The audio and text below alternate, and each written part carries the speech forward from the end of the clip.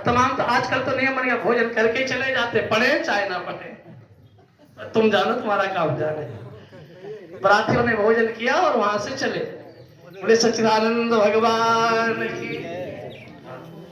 एक आदमी बोला पहले 3 दिन बरातें रुकती थी, अब 3 घंटे नहीं रुकती। हमने कहा भगवान की बड़ी कृपा, अब अगर रुक जाए तो सवेरे आधे अस्पताल में मिलेंगे, आधे जेल में मिलेंगे, 2 ही जगह मिलेंगे। अब नहीं रुकते, इसी में भलाई।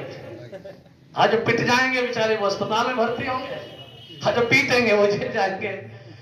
इसलिए ये भी भगवान की विशेष कृपा है।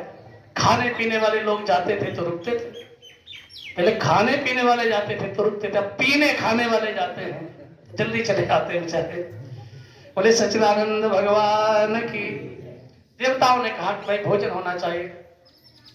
तो महाराज भांति अनेक भई जवनारा, सूप शास्त्र कछ जस व्यवहारा, असो जवनार की जाई बखानी। महाराज देखो, राम जी की बारात का तो बड़ा वर्णन किया है, और श्री तुलसीदास जी भोले बाबा की हर बात में यही कह देते हैं कि भाई वर्णन नहीं हो सकता। नगर का वर्णन आया तो बोले जगदम्बा जहां अवतरी सोपुर वर्णन न जाए। अब भोजन का वर्णन आया तो बोले सो जवनार न जाई बखानी। मैं उस भोजन का वर्णन ही नहीं कर सकता। क्यों नहीं कर सकते? और इसलिए नहीं कर सकते कि जहां साक्षात अन्नपूर्णा ही पैदा हुई हो, और अन्नपूर्णा का विवाह हो रहा है तो उसमें जवनार कितनी बढ़िया होगी, उसका क्या वर्णन किया जा सकता। सो जवनार की जाई बखानी, और बसई भवन जही मातु भवानी। जहां साक्षात अन्नपूर्णा का ही विवाह हो रहा है तो वहां कितनी बढ़िया व्यवस्था रही होगी। राम जी की में तो थोड़ी सी व्यवस्था थी। राम जी की जो बारात है ना, उसमें जो भोजन था 2-3 चीजें थी, जल्दी जल्दी हो गया, ज्यादा थोड़े है। क्या था? सूपोदन सुरभि सरप। सूप माने दाल, ओदन माने भात, और सरभी सुरभि सरप माने गाय का घी। राम जी की बारात में दाल भात और गाय का घी बस। और नाश्ता में जो दधी चूरा उपहार अपारा, भरी भरी कांवरी चले कहारा। दही चूड़ा आज भी नेपाल में उधर बहुत चलता हमारा दही चूड़ा, वहां का मुख्य नाश्ता है। लेकिन वहां तो सूपोदन सुरभि सरप, सुंदर स्वाद पुनीत, छनमा सबके परुस गे चतुर स्वार विनीत। और यहाँ सो जवनार की जाई बखानी, बसई भवन जही मातु भवानी। महाराज सब बरातियों को बुलाया गया, विविध पांति बैठी जवनारा, सब लोग बैठे। अच्छा, परोसने वाले बेचारे बहुत परेशान हैं, टेंशन में, बड़ी चिंता है कि जिनके सिर ही नहीं है वही सबसे पहली पंक्ति पे बैठे, पहले हमें खिलाओ पहले, और सिर है ही नहीं को मुखहीन। अरे मुखहीन बारात में क्या करने गए बताओ? खाओगे ही नहीं, खाऊंगा भीड़ बढ़ाना।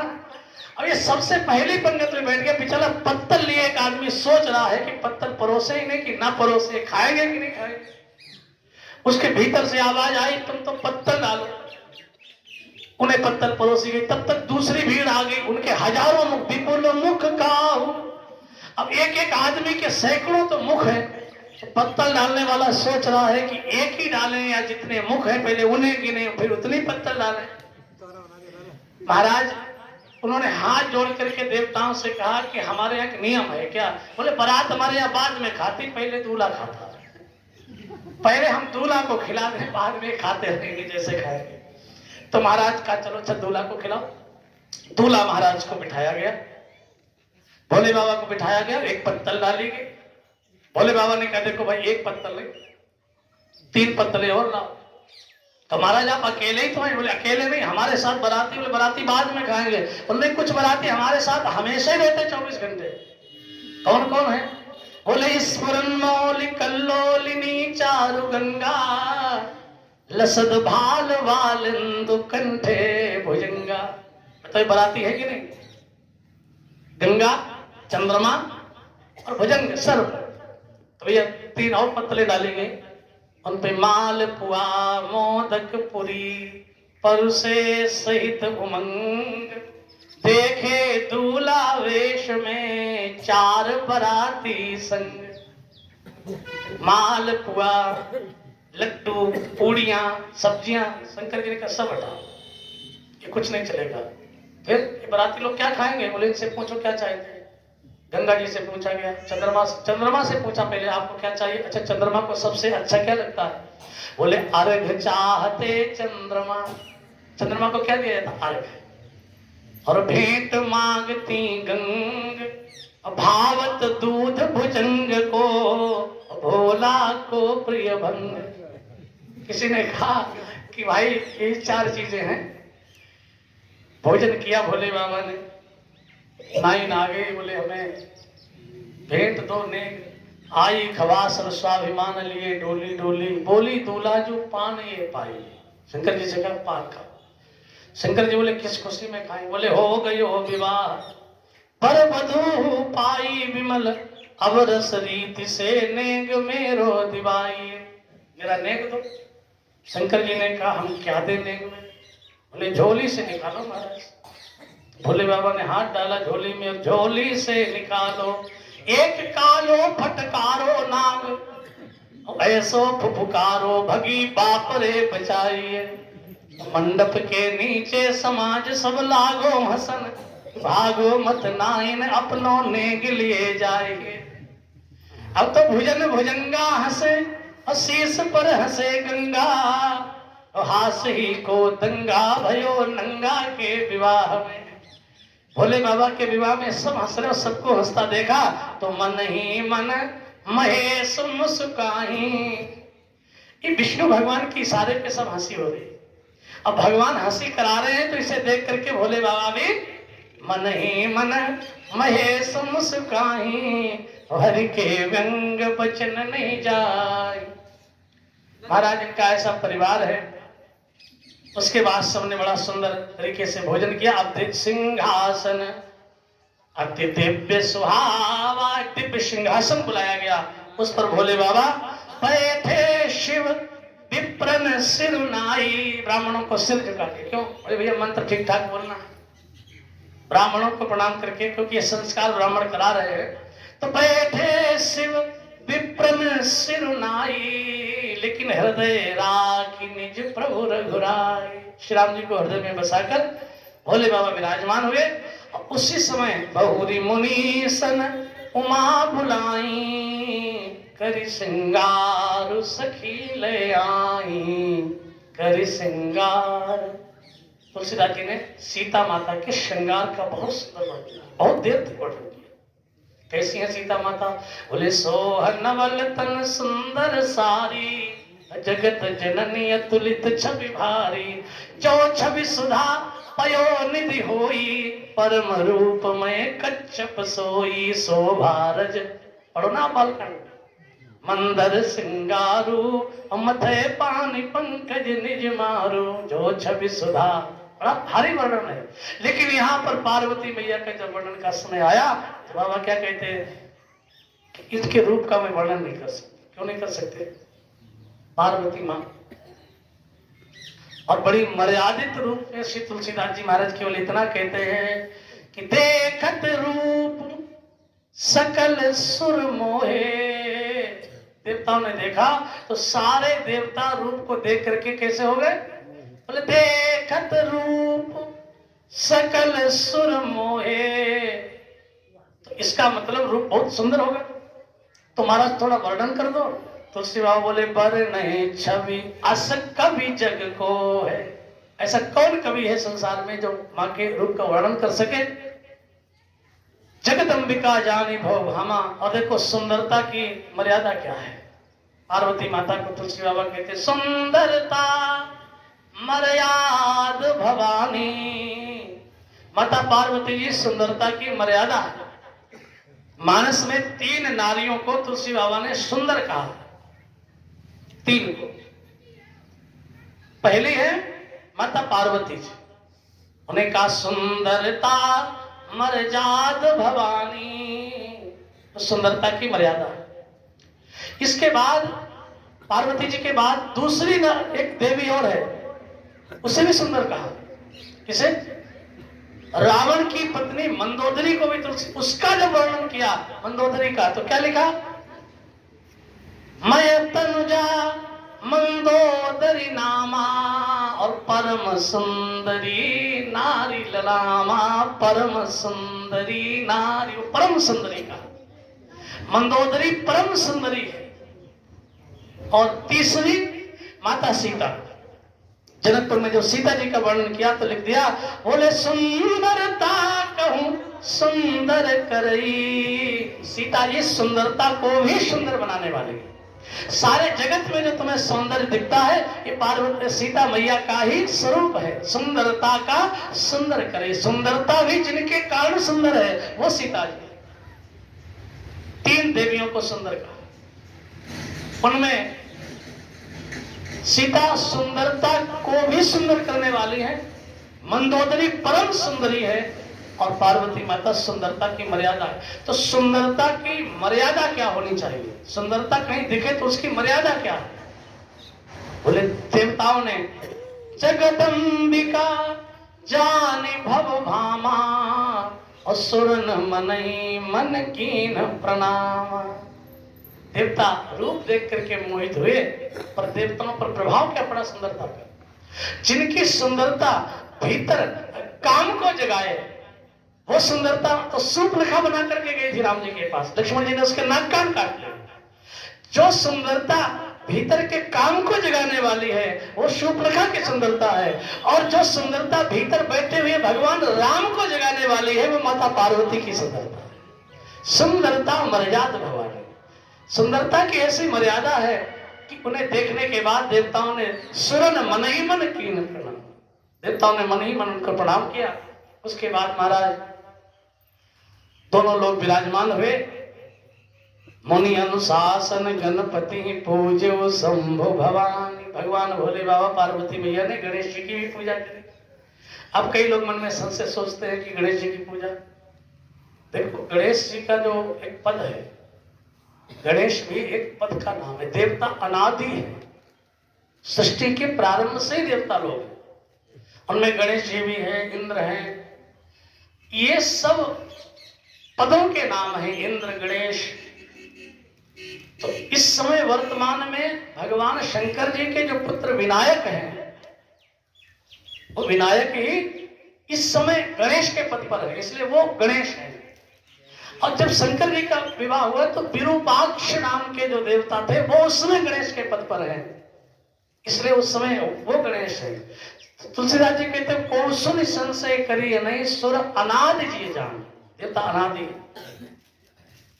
महाराज बड़ी सुंदर विधि के साथ भगवान शंकर जी का विवाह संपन्न हुआ, और पानी ग्रहण जब कीन महेशा, विवाह की जो विधि है, विवाह का अर्थ जो है वो पानी ग्रहण है।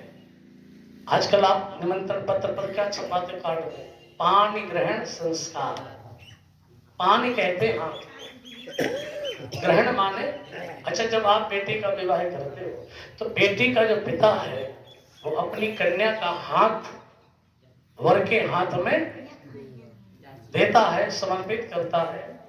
और कन्या दान का मतलब कन्या का दान करना नहीं, कन्या का दान नहीं किया जाता। कन्या कोई वस्तु थोड़े जिसका आप दान करो।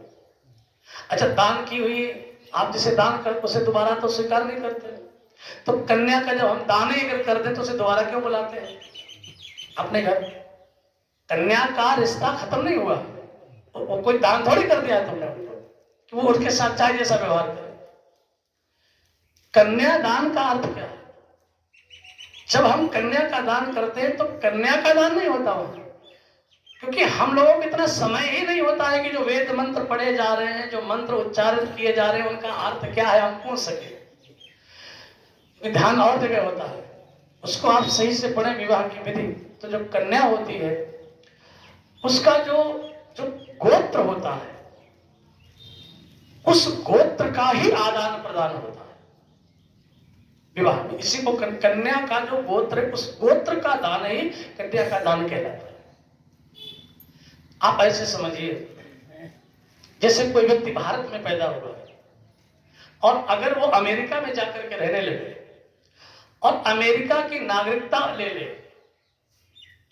तो भारत के साथ उसका रिश्ता तो है, पर अब वो रिश्ता कानूनी है या भावनात्मक है? अब भावनात्मक नाता तो है, पर कानूनी नाता नहीं, खत्म हो गया। अब भारत में जितने भी कानून हैं, कोई भी भारत का कानून उस व्यक्ति पर लागू नहीं होगा, क्योंकि वो भावनात्मक रूप से केवल जुड़ा है, कानूनी रूप से वो भारत का नागरिक नहीं है, केवल उसने नागरिकता का त्याग किया है। इसी प्रकार से जो कन्या है, उसका जो गोत्र होता है, उसका जो गोत्र है उसका दान कर दिया जाता है। माने जो कन्या का जब दान कर देते हैं, तो वो जो कन्या है हमारी, वो अब उसी कुल गोत्र की कहलाती है जिस कुल गोत्र को हम उसे दान कर देते हैं। वो अब उसकी नागरिक होगी, उस परिवार की सदस्य हो गई, इसलिए इस परिवार से उसका कानूनी रिश्ता समाप्त हो जाता है, उस परिवार की वो सदस्य कहलाती है। इस परिवार में होने वाले किसी भी सूतक या पातक का कोई भी प्रभाव उस कन्या पर नहीं पड़ता है। अब वो कन्या भावनात्मक रूप से माता पिता से जुड़ी है, पर गोत्र के रूप में उसका वही संकल्प जब किया जाएगा यज्ञ में, तो अब उस कन्या का जो गोत्र बोला जाएगा वही बोला जाएगा जो उसके पति का गोत्र है। केवल इतनी सी बात है, इसको कन्यादान कहते हैं, क्योंकि फिर सूतक पातक उस पर लागू नहीं होता है, ये गोत्र का दान होता है। महाराज पानी ग्रहण भगवान शंकर जी ने आज पार्वती माता का किया है, बल्कि इसलिए कि आप ऐसा ना समझें कि कन्या को आपने दे दिया है, ये आदान प्रदान है, कन्या आपने दी है ऐसा भी आप बोल सकते हैं। दूसरे अर्थ में एक पुत्र को तुमने प्राप्त किया है, आप ये भी बोल सकते हैं। केवल कन्या आप देते ही नहीं है, एक व्यक्ति आपके परिवार में बढ़ता भी है। तो इस प्रकार से उसको सही अर्थ में लोगों को समझना चाहिए। भगवान शंकर जी ने भी आज पानी ग्रहण उसको ग्रहण किया। जब कीन महेशा तो ही हर से तब सकल सुरेशा, वेद मंत्र मुनिवर उच्चरहि, जय जय जय शंकर सुर करहि, हर गिरि जाकर भयो विवाहु। बड़ा सुंदर महाराज जी विवाह हुआ। महाराज ने दाइज दियो बहु भांति, देखो कितनी विनम्रता है दहेज देने में भी। दाइज दियो बहु भांति पुनि कर जोरी हिम भूधर कहो। हाथ जोड़ करके हिमालय ने कन्या दान करके दहेज दे करके और हाथ जोड़ करके भगवान शंकर जी से कहा कि मैं आपको कुछ नहीं दे सकता। क्यों नहीं दे सकता? का देऊं, दिया उसे जा सकता है जिसके मन में लेने की इच्छा है। आप उसी व्यक्ति को कुछ दे सकते हैं जिस व्यक्ति के मन में लेने की इच्छा है, और जिसके मन में लेने की इच्छा ही नहीं है उसे आप कुछ भी दे दें, आप ये नहीं कह सकते कि मैंने आपको ये दिया, क्योंकि उसके मन में इच्छा ही नहीं है। इसलिए भगवान शंकर के मन में कुछ भी लेने की, प्राप्त करने की, वो तो पूर्ण काम है, उनके मन में इच्छा ही नहीं है। जब इच्छा ही नहीं है तो आप उन्हें दे कैसे सकते हैं? तो हिमालय सब कुछ दे करके फिर हाथ जोड़ लेते हैं और क्या कहते हैं? बोले का देऊं पूर्ण काम शंकर चरण पंकज गई रहो, शिव कृपा सागर ससुर कर संतोष सब भांति कियो। भोले बाबा ने अपने ससुर को, उसको ससुर कहते हैं, क्या सुंदर शब्द है ससुर। स्व माने स्वयं, स्व, और सुर माने देवता, सुर माने देवता, स्व माने स्वयं। तो ससुर का अर्थ है कि जो स्वयं देवता है, दे रहा है अपनी कन्या तुम्हें, वो देवता है कि नहीं? जो अपनी पाली हुई लड़की बेटी आपको हमेशा के लिए समर्पित कर रहा है, वो एक देवता का ही कार्य हो सकता है, इतना बड़ा दान। तो इसलिए महाराज वो धन्य है भगवान शंकर जी ने। इसलिए यहाँ दोनों जगह वो राजा जनक जी ने जब सब कुछ दिया भगवान राम जी को, वहां राजा जनक भी हाथ जोड़ करके स्तुति करते हैं और वो यही कहते हैं कि मैं आपको क्या दे सकता हूं। सुर साधु चाहत भाव सिंधु की तोष अंजलि जल दे। आप गंगा नहाने जाते हैं, गंगा जी को क्या दे सकते हैं? आप गंगा में खड़े होकर के और हाथ में गंगा का ही जल लेकर के गंगा जी को अर्पित करते हैं। और फिर तुम्हें अगर ऐसा लगे कि गंगा को मैंने एक अंजलि जल दिया है, तो ये तो कोई बात नहीं हुई। वो जल गंगा का ही था जो तुमने दिया था। इसी प्रकार राजा जनक कहते हैं कि मैं आपको क्या दे सकता हूं? सुर साध चाहत भाव। देवताओं को आप क्या दे सकते हैं? और संत को आप क्या दे सकते हैं? सुर साधु, देवता और साधु ये केवल भाव के भूखे हैं। इन्हें तुम अपना भाव ही दे सकते हो, बाकी ये वस्तु के भूखे नहीं होते। सुर साधु चाहत भाव, सिंधु की तोष अंजलि जल दे। कोई एक अंजलि जल समुद्र को दे दे तो क्या समुद्र खुश हो जाएगा? इसलिए हाथ जोड़ करके उसने विनम्रता से निवेदन किया। देने के बाद भी देने का अभिमान नहीं होना चाहिए। का देहु पूरन काम शंकर चरण पंकज गई रहो। उसी समय माता मैना आ गई और माता मैना ने जो बात कही, देखो माताओं का बहुत भाव, माताएं बड़ी भावनात्मक। राजा हिमालय तो उतना दिमाग नहीं लगा पाए, लेकिन मैना माता ने, उनकी इच्छा है, उन्हें जब पता चला मेरी बेटी का विवाह हो रहा है, वहां मेरी बेटी घर जाएगी, और घर तो वो तब जाए जब घर हो, वहां तो घर ही नहीं, घर है ही नहीं, घर कैसे जाएगी? तो माँ को हमेशा ये चिंता रहती है कि हमारी बेटी सुखी है कि नहीं, उससे कोई कष्ट ना हो, ये बहुत चिंता रहती है। और तो किसी को चिंता नहीं थी। परंतु हिमालय आए और उन्होंने हाथ जोड़ के शंकर जी को प्रार्थना करके वो जब चले गए, तो माता मैना भी वही खड़ी थी और उन्होंने भी शंकर जी को प्रणाम किया, चरण वंदना करी, और फिर उन्होंने हाथ जोड़ के शंकर जी से वरदान, 2 वरदान मांगे। और ये दोनों वरदान बड़े मार्मिक वरदान है। ये माँ की जो ममता है, जो भावना है, वो व्यक्त कर रही है। क्या बोले? नाथ उमा मम प्राण सम, ये जो पार्वती है मेरे प्राण के समान, इसे ग्रह किंकरी करे, इसे अपने घर की दासी बना लो महाराज। अब इसमें रहस्य क्या छिपा है? रहस्य ये छिपा है कि शंकर जी के पास घर ही नहीं है, और सास कह रही है कि मुझे यह वरदान दो कि आप मेरी बेटी को अपने घर की दासी बनाओगे। तो दासी तो तब बनेगी जब पहले तुम घर तो बनाओ। मानो माँ का संकेत ये है कि आप घर जाकर पहले घर बना लेना। तो ग्रह शब्द का प्रयोग किया। बोले नाथ उमा मम प्राण सम, ये ग्रह किंकरी करे। दूसरी बात, नारद जी ने जो कथा सुनाई है कि इसने सती के रूप में जो अपराध किया था, उस अपराध के कारण शंकर जी ने इनका त्याग कर दिया। त्याग तो कर दिया, पर उस अपराध को अभी तक शंकर ने क्षमा नहीं किया। बताओ कोई क्षमा किया? इन्होंने दूसरा जन्म ले लिया, विवाह भी हो गया, पर अपराध तो अभी भी है। अब क्या क्या वरदान मांगा? बोले नाथ उमा मम प्राण सम, ग्रह किंकरी करे। ऐसा ना हो जाए कि वहां जाकर फिर ये समाधि लगा लें, फिर ये लाग समाधि खंड पारा, फिर वो कहानी दोबारा फिर शुरू हो जाए। इसलिए क्षम्यो सकल अपराध, अब हुई प्रसन्न वरदेव। महाराज आप प्रसन्न होकर मुझे ये वरदान दें कि आज से इसके जितने अपराध हैं वो आप सब क्षमा कर देंगे। नाथ उमा मम प्राण सम, ग्रह किंकरी करे, अक्षम्यो सकल अपराध, अब हुई प्रसन्न वरदेव। भगवान शंकर जी समझ गए तो बहु विधि शंभु सासु समुझाई, कवनी भवन चरण सिरनाई। जब तक हाँ नहीं कहला लिया तब तक मां घर नहीं गई, वहीं खड़ी रही। भोले बाबा ने आशीर्वाद दे दिया। उसके बाद जब शंकर जी की तरफ से मैया संतुष्ट हो गई कि सारा अपराध क्षमा हो गया, घर की दासी भी बनाएंगे, और फिर बाद में शंकर जी ने घर भी बनाया था। आप उस कथा से परिचित।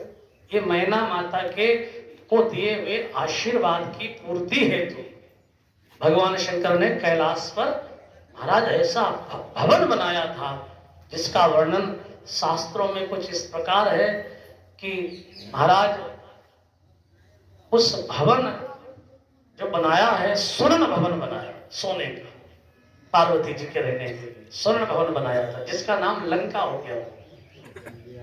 जग विख्यात नाम थे लंका। वो सारा जो महाराज महल है, भवन है लंका का, वो भगवान शंकर ने बनाया।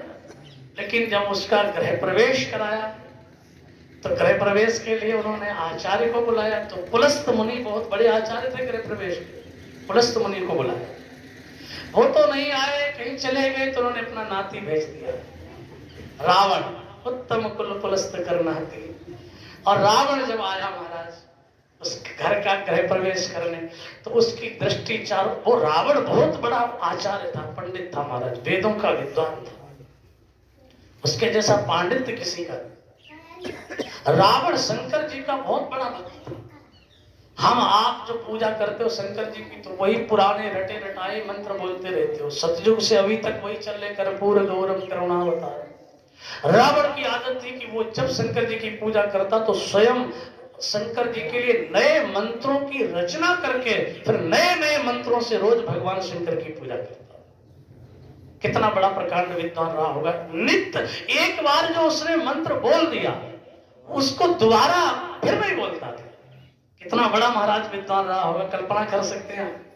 अच्छा, हमें आपको कोई रचना करनी भी हो तो जब सब कुछ ठीक ठाक हो तो एक आध मंत्र भले रच पाओ, आप एक चौपाई बना पाओ।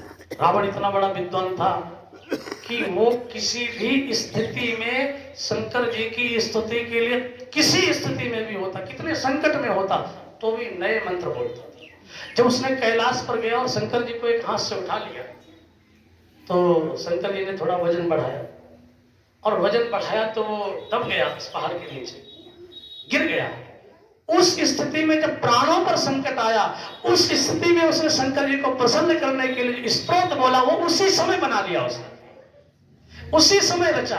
और वो बड़ा प्रसिद्ध है, जटाटवी गलज्जल प्रवाह पावित स्थले गले वलंब लंबिताम भुजंग तुंग मालिकाम। उसकी भाषा आप दूर से समझ लोगे कि रावण नहीं बनाया होगा। डमट डमट डमट डमन निनाद डमट डमर वयम चकार चंड तांडवातनोतुना शिवा शिवम जटाकटा सप्रभम भ्रमण निलिप निर्झरी विलोलवी चबल्लरी विराजमान मूर्धनि धगत धगत धगत तुज्जल ललाट पट्ट पावके किशोर चंद शेखरे रति प्रतिक्षणम मम धरा धरेंद्र नंदनी विलास बंधु बंधु राज स्फुरद गंत संतति प्रमोद मान मानसे कृपा कटाक्ष। तो रावण जब बोलता अपने ढंग से, भगवान राम जी शंकर जी की पूजा करेंगे तो क्या बोले, नमामि शमीशान निर्वाण रूपम, लगेगा कि राम जी बोल रहे हैं। रावण बोलेगा तो धगत धगत धगत तो जल्ललाट पट्ट पावक, लगेगा कि कोई बोलना। उसका मंत्र उच्चारण अलग ही दिखता है महाराज। तो ऐसी स्थिति में उसने मंत्र जप किए। तो रावण बहुत विद्वान था, पंडित था, प्रकांड था, लेकिन जब वहां पहुंचा भोले बाबा के उस महल को उसने देखा तो चारों ओर उस महल की कारीगरी देख रहा था, आश्चर्यचकित था, चारों तरफ निगाह डाल रहा था। भगवान शंकर उसको बर्दाश्त करते गए। यज्ञ पूरा हो गया तो दक्षिणा का नंबर आया। शंकर जी ने कहा क्या चाहिए, तो बोला महाराज ये महल जिसका उद्घाटन हुआ है, जिसका गृह प्रवेश हुआ है, ये महल ही मुझे दे दो। भगवान शंकर तो आशुतोष हैं, वो मना कर ही नहीं सकते, बोले ले जा। लेकिन रावण तो ब्राह्मण है, आचार्य है, लेकिन मैंने देखा कि तेरा जो ढंग है, गृह प्रवेश करा रहे हो पर तुम्हारी जो दृष्टि है घर की वस्तुओं पर पड़ रही है, और तुमने दृष्टा में हमसे ये मांग लिया, किसी और आपके यहाँ जाओगे वहां भी ऐसे मांगोगे, इसलिए ये जो प्रवृत्ति है ये राक्षसों की है, इसलिए मैं तुम्हें श्राप देता हूं, तुम भरवन भी ले जाओ और मेरा शाप भी ले जाओ कि तुम राक्षस हो जाओ। इसलिए ये रावण राक्षसत्व को महाराज, इसके अंदर जो राक्षसी शक्तियां थी जागृत हो। तो यहाँ पर माता ने बड़ी सुंदर ये स्थिति करके और विदा किया। भगवान शंकर जी रोने लगी माताएं सब, तो उन्होंने समझाया पार्वती मैया, जननी उमा बोली तब लीनी ले उछंग सुंदर शिख दीनी। पहले माताएं जब विदा करती ना बेटियों को तो सिखाती, क्या सिखाती, क्या सिखाया देखो, बोले करे वो सदा शंकर पद पूजा, नारी धर्म पति देव न दूजा। भगवान शंकर की पूजा कर। देखो सीता जी को विदा किया गया तो कहा गया सास ससुर गुरु सेवा करे हो। एक आदमी हमसे बोला सीता जी से कहा गया सास ससुर गुरु सेवा करे, और पार्वती जी से कहा करे हो सदा शंकर पद पूजा, शंकर जी की पूजा करना। हमने कहा इसलिए कि वहां सास ससुर गुरु हैं ही नहीं, तो किनकी सेवा करें? उनके सास ससुर गुरु शंकर जी हैं, इसलिए करे हो सदा शंकर पद पूजा, नारी धर्म पति देव न। आजकल भी शिक्षा पता नहीं क्या क्या दी जाती है, तो मोबाइल पे सिखा दिया जाता है। एक अयोध्या के संत थे, वो कहते थे आजकल शिक्षा दी जाती, शेष सुख रहना धनवान की कुमारी बन, भोजन वसन पे विशेष व्यय बढ़ाई हो, और प्रेमी परिवार में खटपट नित होती रहे, पति को विनीत पाठ कपट को पढ़ाई, भूल के कभी भी ध्वंस सहना किसी की नहीं, एक बात कहे ताई चार तुम सुनाई, प्रथम विदा पे देख अयो रहे को भवन, और दुरागमन पर चूलो दूसरो धराए। इसलिए महाराज बहू और बधू दो अर्थ है ना, जो बंधे हुए कोई बहुत जगह कर दे उसको बहू कहते हैं, और बिखरे हुए परिवार को भी जो बांध दे उसको बधू कहते हैं। दशरथ जी ने क्या कहा, बधू लड़किनी पर घर आई, और आंखें नयन पलक की नाई। विदा किया तो सब रोने लगे महाराज। उसके बाद भगवान शंकर जी कैलाश पर पधारे, और देखो हमारे आपके लिए बड़ा सुंदर संदेश है, जब ही शंभु कैलाश ही आए। जैसे शंकर जी कैलाश आए, जितने बराती थे सुर सब निज निज धाम सिधाए। ऐसा नहीं रिश्तेदारी में जाओ काम हो जाए, अब फिर तुम 8 दिन वहीं पड़े रहो, तो भैया कैसा सम्मान फिर होगा। लोग उतनी ही देर व्यक्ति का सम्मान करते हैं जितनी देर उनका कार्य रहता है। रहीम जी ने लिखा है, काज परे कछु और है, और काज सरे कछु और, रही मन भामर के परे, नदी सिरावत मोर। मोर को लोग बड़ा संभाल के रखते, पर कितनी जब तक भामरे ना पड़ जाए उसके बाद मोर को कोई पूछता है, नदी में सिरा देते हैं लोग। तो महाराज ये संसार है, इसलिए सब देवता लोग अपने अपने यहाँ पधारे, और इधर हिमालय ने आदर दान विनय बहुमाना, और सब कर विदा की हिमवाना। हिमालय ने सबको आदर पूर्वक अपने घर से विदा किया, और भगवान शंकर जी यहाँ भवन में पधारे। हर गिरिजा बिहार नित नयऊ, यही विधि विपुल काल चली गयऊ। थोड़ा सा समय महाराज बीता है। माँ ने एक बच्चे को जन्म दिया, इसका नाम था कार्तिकेय। उस बच्चे को असुर लोग जो थे वो जन्मते ही महाराज उठा कर ले गए। राक्षस जानते थे कि यही ताड़कासुर का वध करेगा, इसलिए जैसे वो बच्चा जन्मा पैदा हुआ, असुर उसे उठाकर ले गए, एक नदी में फेंक दिया। उस नदी में बहता हुआ बच्चा जा रहा था, शंकर जी का बेटा। असुर उठा ले गए, चुपचाप एक नदी में फेंक दिया। नदी में कृतिकाएं स्नान कर रही थी। कृतिकाएं देवियां, एक देवियां होती हैं, उनका नाम होता कृतिकाएं, अलग प्रकार की। वो कृतिकाएं स्नान कर रही थी, 6 कृतिकाएं थी, और 6 इस नदी में स्नान कर रहे थे। जैसे उन्होंने देखा एक सुंदर सा बच्चा बहता आ रहा है, तो 6 कृतिकाओं ने सबने मिलकर के उस बच्चे को उठा लिया। देखा अरे बच्चा तो जीवित है, बड़ा सुंदर है, भूखा है, रो रहा है, तो मैं इसे अपना स्तनपान कराऊंगी, अपना स्तनपान। और 6 में झगड़ा होने लगा, 6 कृतिकाओं में झगड़ा होने लगा, सभी 6 में। इसे हम अपना स्तनपान कराएंगे, हम अपना स्तनपान कराएंगे, सब चाहने लगी। तो देखते देखते उस बच्चे के 6 मुख प्रकट हो गए, और उसने सभी कृतिकाओं का स्तनपान किया। इस प्रकार उन 6 कृतिकाओं ने उस बच्चे का ही लालन पालन किया, इसलिए उस बच्चे का नाम कृतिकाओं ने पाला था, इसलिए उसका नाम कार्तिकेय हो गया, और 6 उसके मुख हो गए। तब जन्म्यो सठवदन कुमारा। फिर जब वो बड़ा हो गया तो देवताओं को पता चला कि ये वही कार्तिकेय महाराज हैं जो भगवान शंकर जी के पुत्र हैं, इसलिए देवताओं ने उन्हें अपनी सेना में भर्ती कर लिया और सेना अध्यक्ष बना दिया, सेना नायक बना दिया। महाराज तारकासुर को उन्होंने ललकारा, और तारक असुर समर जय मारा। इस युद्ध भूमि में कार्तिकेय भगवान के द्वारा तारकासुर का संहार हुआ। बोली भक्तवत्सल भगवान की चरित सिंधु गिरिजा रमन वेदन पावई पार। ये भगवान शंकर जी की महाराज कथा है। इस प्रकार ये विवाह की कथा संक्षिप्त में संपन्न हुई। अब आगे की कथा भी सुनेंगे। थोड़ा भगवान का नाम संकीर्तन 2 मिनट कर लें, फिर आगे राम कथा प्रारंभ होगी। बोली भक्तवत्सल भगवान की सच्चिदानंद भगवान की गोविंद जय जय गोपाल जय जय गोविंद जय जय गोपाल जय जय राधा रमण हरि गोविंद जय जय राधा रमण हरि गोविंद जय जय गोपाल जय जय गोविंद जय। सब 2 मिनट कीर्तन करना।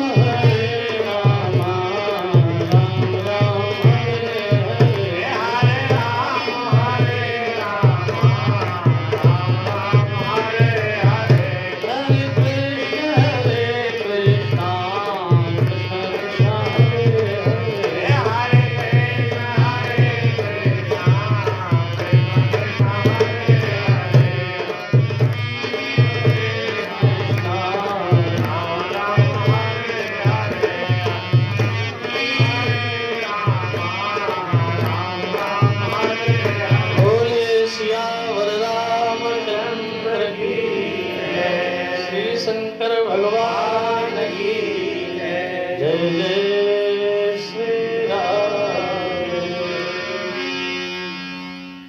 भगवान भोले बाबा का विवाह संपन्न हुआ। कथा आपने भी सुनी। अब चले हम लोग कैलाश, जहाँ भोले बाबा विराजमान। कैसा है कैलाश पर्वत? बाबा कैलाश का बड़ा सुंदर वर्णन।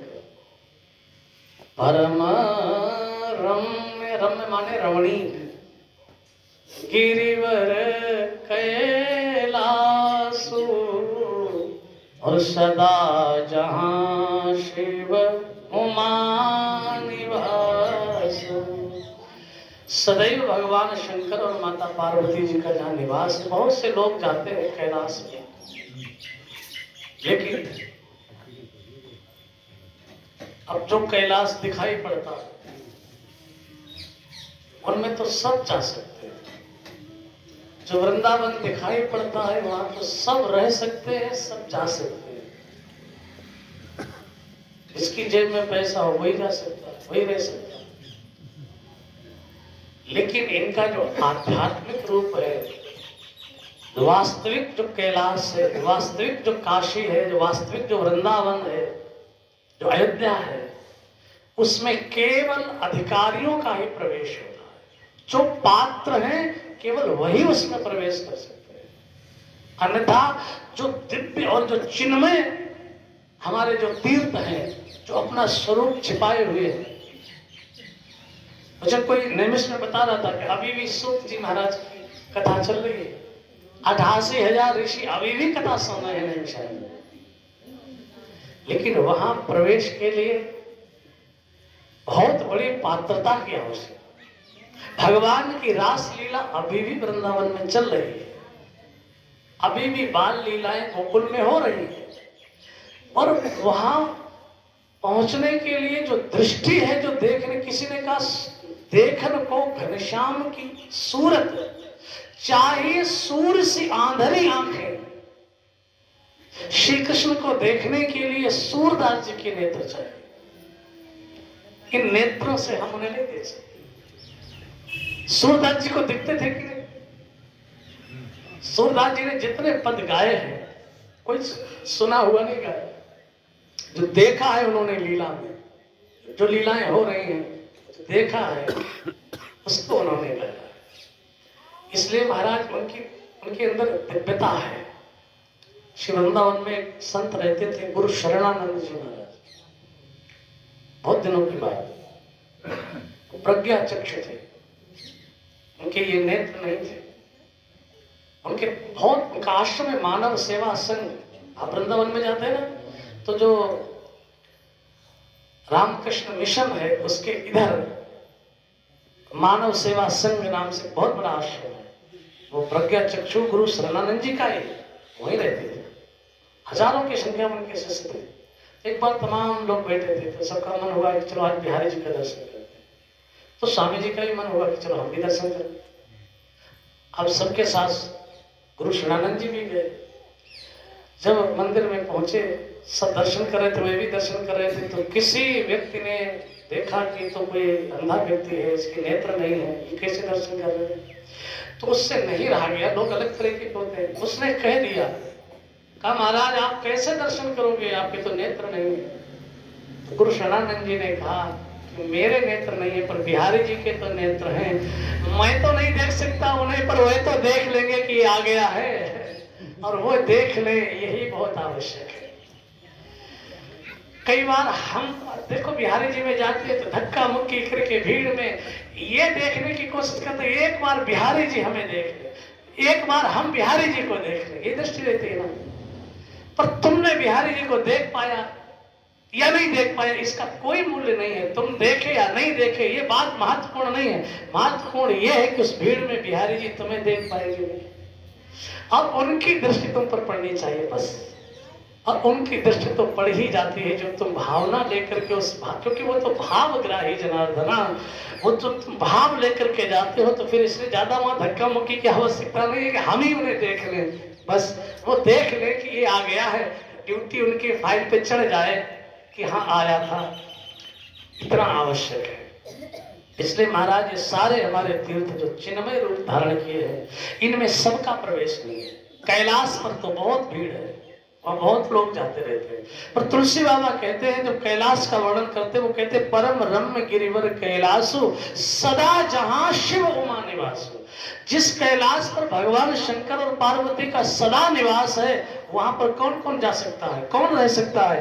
बोले सिद्ध तपोधन जोगी जन। उसकी पात्रता सुनिए, कौन जा सकता है? बोले सिद्ध तपोधन जोगी जन सुर किन्नर मुनि वृंद बसई ता सुकृति सकल सेवई शिव सुख कंद।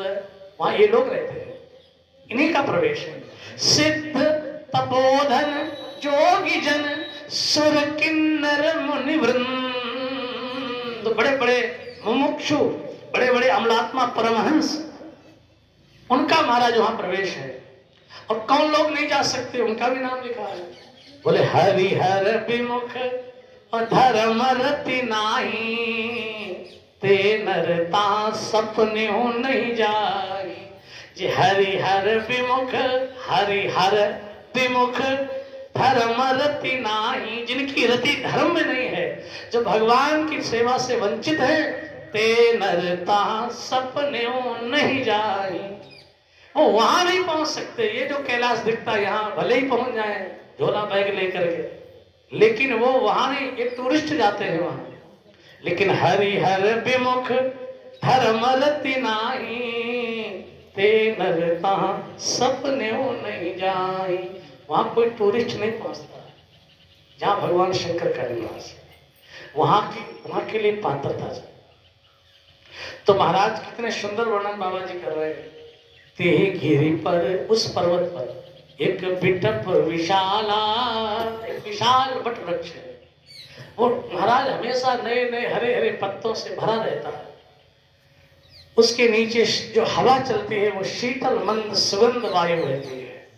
कैलाश पर जो मानसरोवर है, उस मानसरोवर का जल बहुत स्वच्छ है और उस स्वच्छ जल में कमल खिले हुए हैं। उन कमलों पर भ्रमर गुंजार करते हैं, उन कमलों में सुगंध बहती है। उस सरोवर में बहने वाली जो वायु है वो सरोवर के जल का स्पर्श करके शीतल हो जाती है, पर्वत से टकरा करके मंद हो जाती है और कमल का स्पर्श पा करके सुगंधित हो जाती है। तो शीतल मंद सुगंध वायु वहां पर बहती है। त्रिविध समीर, त्रिविध माने तीन प्रकार की वायु, शीतल मंद और सुगंधित। त्रिविध समीर सुशीतल छाया, बड़ी सुंदर उस वट वृक्ष की छाया है। और कहते ये हैं कि भगवान शंकर उसी वट वृक्ष के नीचे अपना आसन लगा करके महाराज विश्राम करते हैं। शिव विश्राम बिटप श्रुति गाया। एक बार की बात है, उस वट वृक्ष के पास कोई नहीं था। खगवृंद सोता था जहां, कल कल नहीं होता जहां, बस मंद मारुत का गमन ही मौन खोता है जहां। केवल वायु के झरोखे से जो पत्तों की खड़खड़ाहट की आवाज कभी कभी होती है, बाकी बहुत शांत है। एक बार भोले बाबा उसी वट वृक्ष के नीचे गए। आज राम कथा कहेंगे, वक्ता है, गए तो वहां कोई भी नहीं था। तो व्यास पीठ अपने आप लगाई, उस पर आसन बिछाया, निज कर दास, निज कर अपने हाथों से दास नागरी पुछाला, और बैठे सहज ही शंभु कृपाला। सहजता से बैठे, कोई बनावट, कुछ आजकल कितने नहीं कथा के लिए कि ब्यूटी पार्लर वाले संगे चले गाड़ी में, व्यास गद्दी पर आने से पहले वो बाल आल सजाए, फिर कोई क्रीम पाउडर लगाए, फिर पूरा ब्यूटी पार्लर, फिर ये सब नहीं। वक्ता का क्या लक्षण होना चाहिए? भगवान की, राम की कथा कह रहे हैं, काम की कथा नहीं। रामचरितमानस का वर्णन करेंगे भगवान शंकर जी। तो महाराज क्या सुंदर गोस्वामी जी वर्णन करते, निज कर दास नागरी पुछाला, बैठे सहज ही शंभु कृपाला। आज से भोले बाबा मृग चर्म, व्याघ्र चर्म बिछा करके भोले बाबा बैठ गए। उनके चरण बड़े सुंदर हैं, चरण नख बड़ी सुंदर है महाराज। भुजग भूति भूषण त्रिपुरारी, आनन शरद चंद छबिहारी, तरुण अरुण अंबुज समचरना, कुंद इंदु दर गौर शरीरा, भुज प्रलंब, बड़ी बड़ी भुजाएं। अच्छा, भुजाएं भगवान शंकर जी की बहुत बड़ी है। तुलसी बाबा कहते कुंद इंदु दर गौर शरीरा, गोरा शरीर है, और भुज प्रलंब, लंबी लंबी भुजाएं। भुजाओं को लंबा क्यों कहा? और भगवान की जब भी भुजा का वर्णन किया है तुलसीदास जी ने, तो लंबा ही कहा, विशाल कहा है। भुज विशाल भूषण जुत भूरी, भुजा विशाल विटप अरुझानी, भुज विशाल गई हृदय लगावा। आप पढ़िए रामचरितमानस। हमेशा भगवान की भुजाओं को तुलसी बाबा विशाल कहते हैं, इसका अर्थ क्या? बोले इसलिए विशाल कहते हैं कि भगवान का भक्त दुनिया में कहीं भी रहे, पर भगवान की भुजाएं इतनी विशाल हैं कि वो हमेशा अपने भक्त की रक्षा के लिए हर जगह उपस्थित रहती हैं। इसलिए भगवान की भुजाओं को विशाल कहा गया। भगवान की भुजाएं बड़ी विशाल है, हमेशा हर जगह रक्षा के लिए तैयार। एक जगह तो कवितावली में तुलसीदास जी महाराज कहते हैं कि प्रभु मुझे तुम्हारी भुजाओं का इतना विश्वास है, इतना बड़ा विश्वास है कि तुम्हारी भुजाएं हमारे यहाँ तो रक्षा कर ही रही हैं, ये भुजाएं मेरी वहां भी रक्षा करेंगी। कहा? बोले जबई जबराज रजायसते मोहिले चली भट बांधी नटैया, तात न मातु न स्वामी सखा सुत बंधु विशाल विपत्ति बटैया। जहां कोई रक्षा करने वाला नहीं होगा। सासति घोर पुकारत आरत कौन सुने चौर डटैया, तहां बिनु कारण राम कृपाल विशाल भुजा गई काढ़ी लेवैया। तहां बिनु कारण राम कृपाल विशाल भुजा गई काढ़ी लेवैया। मुझे तुम्हारी भुजाओं का इतना विश्वास है प्रभु कि जब यमराज की आज्ञा से यमराज के दूत हमें लेकर के बांध के रस्सियों में लेकर चलेंगे, वहां तात न मातु न स्वामी सखा, वहां कोई रक्षा करने वाला नहीं होगा। तहां बिनु कारण राम कृपाल विशाल भुजा गई काढ़ी लेवैया। भगवान अपनी विशाल भुजा से वहां से भी हमारी रक्षा करेंगे। बोले श्यावर रामचंद्र की। इसलिए कुंद इंद तर गौर शरीरा भुज प्रलंब। भगवान शंकर जी की भुजाएं बड़ी लंबी। आज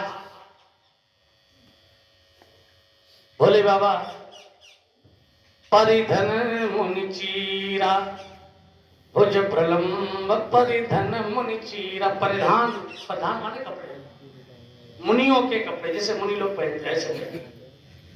अच्छा यहाँ कोई है ही नहीं आसपास दूर तक, तो कपड़े पहन के बैठे। और कल जब विवाह में गए थे तो ऐसे चले गए। किसी ने कहा कि महाराज आप लोग समाज में जाते तो सज के जाते हैं, एकांत में चाहे जैसे रहते हैं। शंकर जी इस कथा से शिक्षा देते हैं कि आप समाज में तो रह सकते हैं चाहे जैसे, लेकिन एकांत में आप मर्यादा से। जिनका एकांत बिगड़ जाता है वही सबसे ज्यादा बिगड़े हुए लोग होते हैं। एकांत ही सुधारना है। समाज में तो सभी सुधरे हुए लगते हैं। समाज में जब व्यक्ति की पहचान करनी हो तो उसको एकांत में देखना चाहिए। समाज में आप पहचान नहीं कर सकते। इसलिए जब हनुमान जी लंका में गए तो उन्होंने सोचा कि मैं दिन में नहीं जाऊंगा, मैं रात में जाऊंगा और देखूंगा कि लोग अकेले क्या करते लंका के राक्षस। पूरे दिन हनुमान जी प्रतीक्षा करते रहे कि अंधेरा कब हो, रात में देखो, एकांत में देखो रावण की।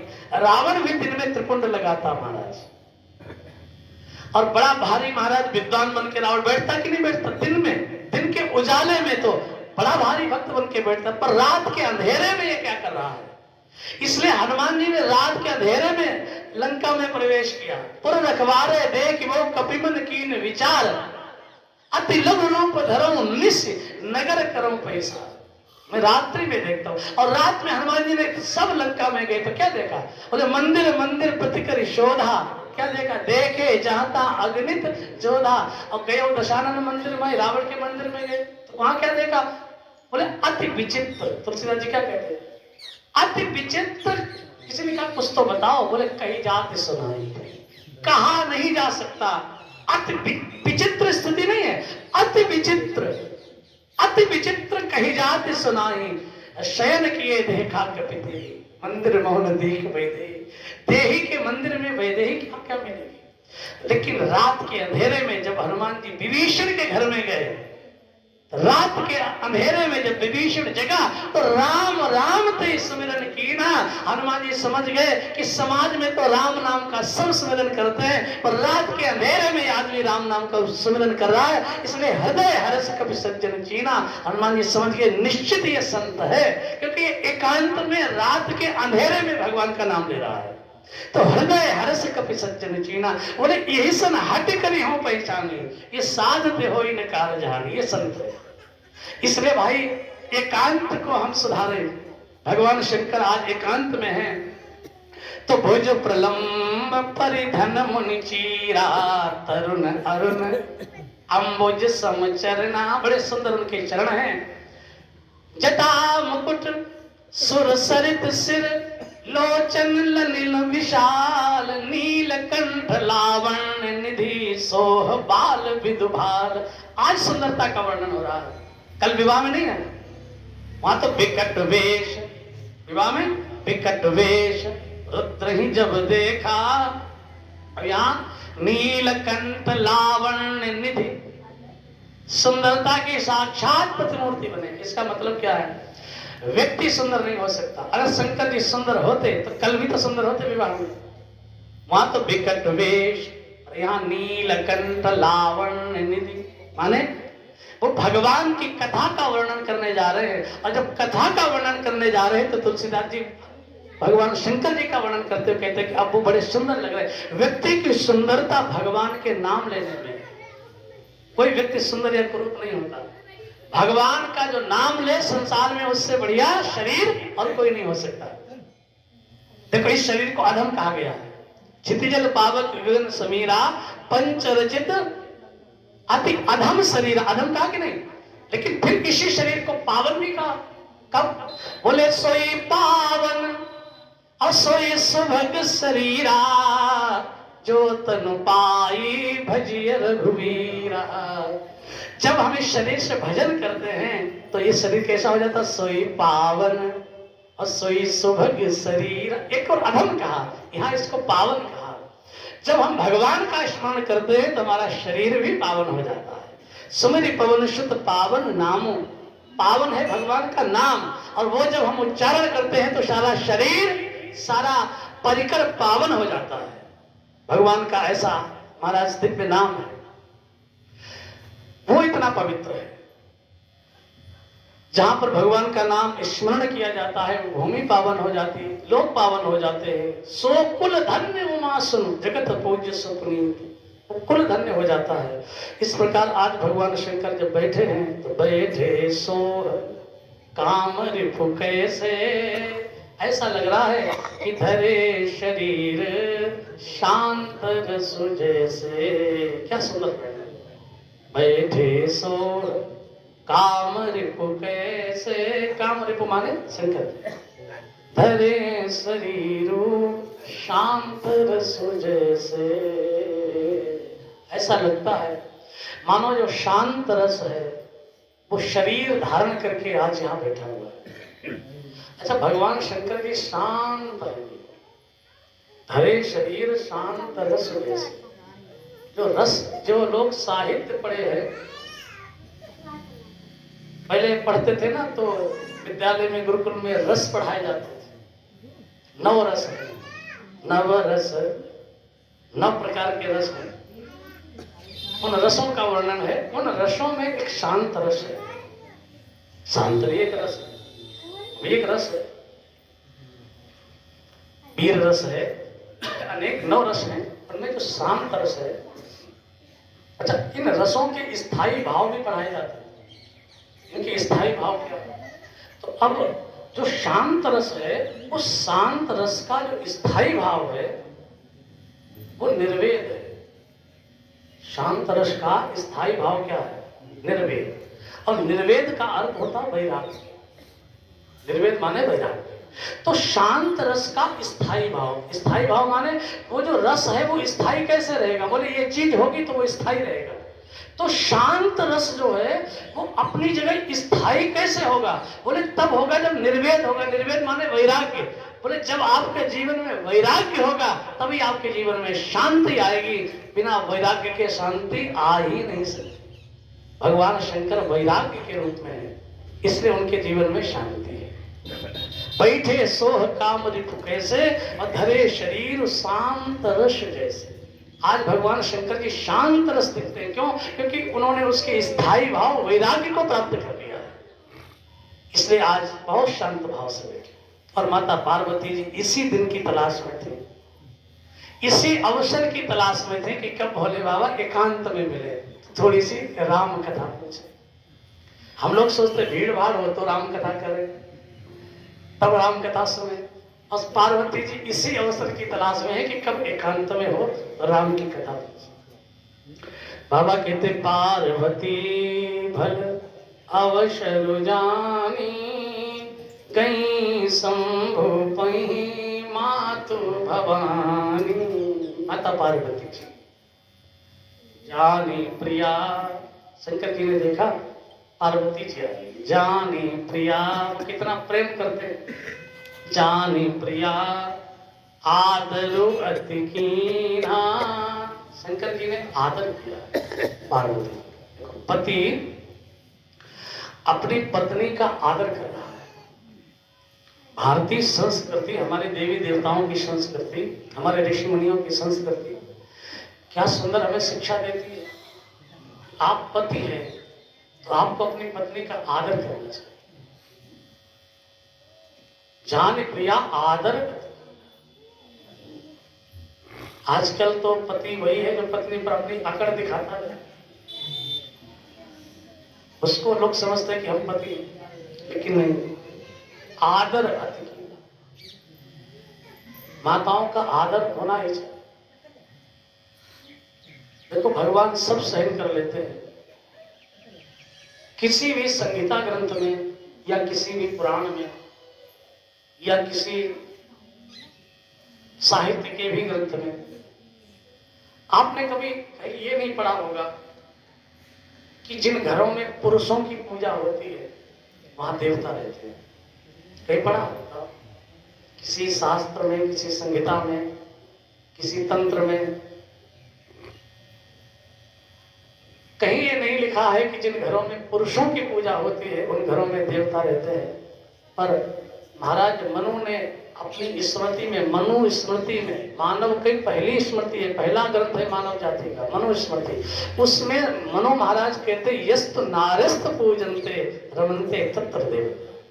जहां नारियों की पूजा होती है वहां पर देवता निवास करते हैं। ये लिखा है कि नहीं लिखा है?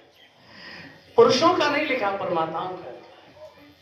माताओं में धैर्य है, उनके अंदर बहुत गुण होते हैं।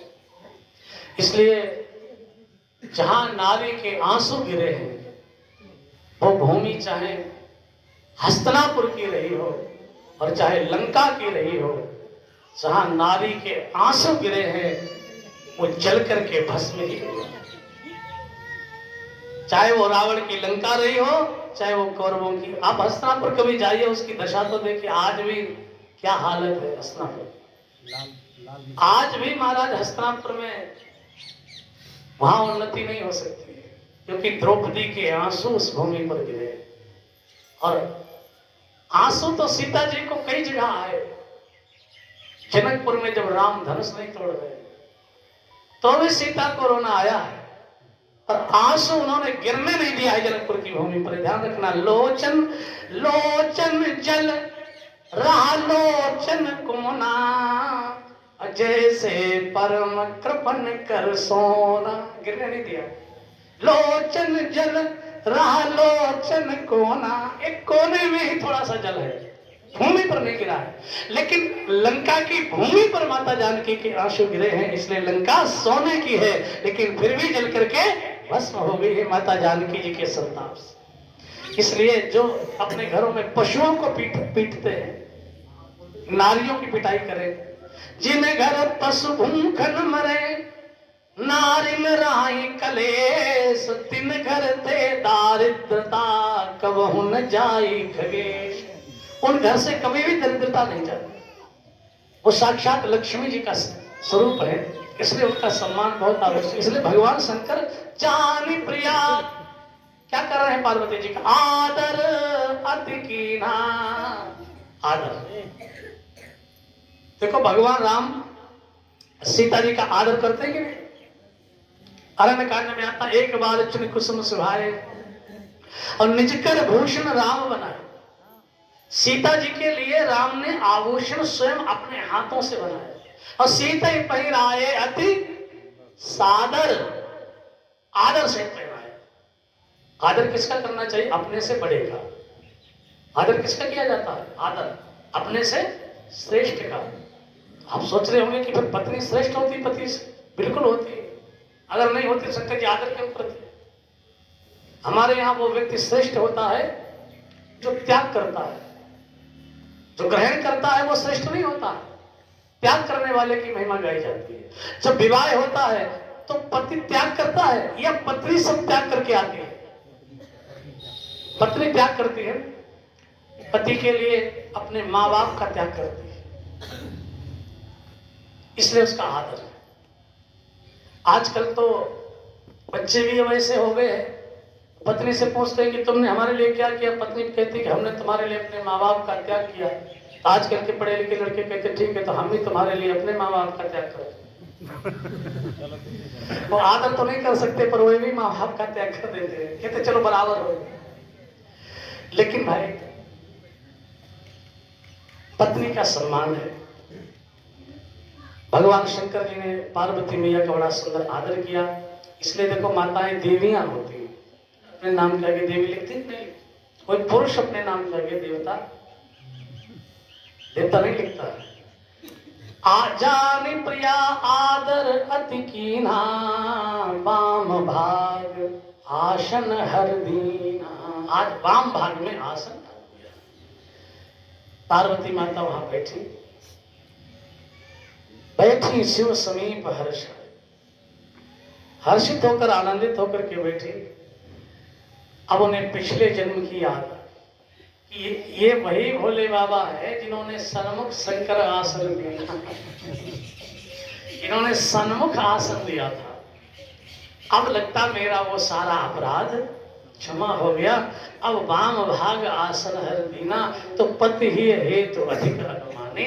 पति का बहुत हित समझ करके बिहसी उमा बोली प्रियवानी। और पार्वती माता मुस्कुरा करके हंस करके बोली, क्या बोली? तुलसी बाबा कहते हैं उन्होंने कथा सुननी चाहिए। बोले कथा? कौन सी कथा? अपने कल्याण की बोले कथा जो सकल लोक हितकारी, और सोई पूछन चाह शैल कुमारी। कथा जो सकल लोक हितकारी, सारे लोक का जो हित करे, ऐसी कथा माता पार्वती जी पूछना चाहते।